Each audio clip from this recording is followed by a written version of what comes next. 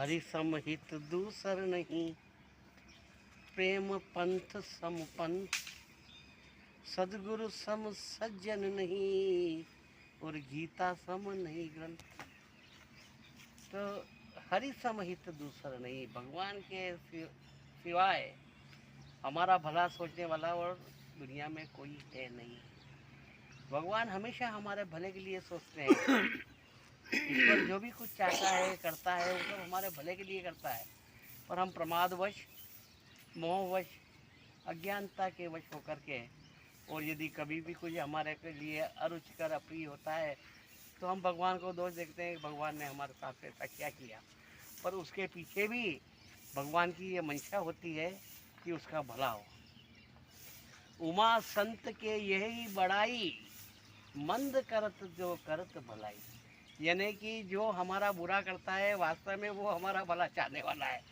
ये सही बात है जो तुलसीदास जी ने रामचरितमानस में लिखी है कि जो हमारा बुरा करना चाहता है करता है वो हमारा सबसे भला चाहने वाला होता है, परंतु हमें वो बात समझ में नहीं आती। एक व्यक्ति तालाब के किनारे जा रहा था, तब उसने देखा कि एक बहुत बड़ा जहरीला बिच्छू उस तालाब के पानी की ओर जा रहा है। तो उसकी जिज्ञासा हुई कि ये बहुत बड़ा जहरीला बिच्छू पानी तालाब की तरफ किधर जा रहा है। तो तभी एक कछुआ किनारे आया। वह बिच्छू उस कछुए की पीठ पे चढ़ गया। अब कछुआ तैर करके न पार करने लगा तालाब को। तब उस आदमी की जिज्ञासा हुई कि ये डंक मारेगा इसको, कछुए को नहीं, अब तड़प तड़प के मर जाएगा। तो उसकी जिज्ञासा बस वो भी पानी में उतर गया और उस कछुए के पीछे पीछे तैर के जाने लगा। दूसरे किनारे पर जाकर के वो कछुआ रुका और वो बिच्छू ने छलांग लगा ली और दूसरे किनारे पर चढ़ गया। उसने कछुए को कोई नुकसान नहीं पहुंचाया। तब उस व्यक्ति ने सोचा कि देखें ये बिच्छू आगे जा किधर रहा है। ये तालाब पार कर गया कछुए की पीठ पे बैठ के। वहाँ पे जाके आगे देखा तो उसने देखा कि एक पेड़ के नीचे, वटवृक्ष के नीचे एक साधक भगवान का भजन कर रहा है, आंखें बंद करके तपस्या में लीन है।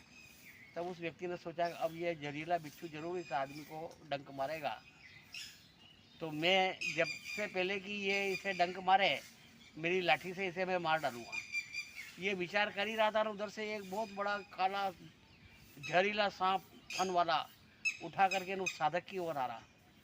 तो उसने कहा कि अरे ये तो दो दो मुसीबतें पैदा हो गई, इधर से इधर बिच्छू काटने के लिए इसको जा रहा है, उधर से सांप आ रहा है। अब जैसे ही सांप उस साधक के पास में आया और उसे जैसे ही काटने के लिए उसने फन फैलाया, तभी उस बिच्छू ने उसके फन पे डंक मार दिया और वो सांप वहीं बिच्छू के जहर से तड़प तड़प के मर गया। और बिच्छू भी उस सांप के ऊपर डंक मार करके अपने रास्ते चला गया। तब उस आदमी ने सोचा कि देखो इस व्यक्ति जो भगवान की साधना में लीन था, इसको बचाने के लिए भगवान ने क्या क्या युक्ति करी। इस बिच्छू को तालाब पार करने के लिए कछुआ भेजा और वो बिच्छू यहाँ आया और उसने इस सांप को डंक मार करके मार डाला। तो मैं ये चाह रहा था कि अगर ये किसी भी तरह से सांप या बिच्छू इस साधक को कष्ट पहुँचाए उससे पहले मैं उसे मार डालूँ, पर उसकी जो लाठी है उससे बड़ी लाठी भगवान के पास में है, जो उसकी लाठी में आवाज़ नहीं होती है।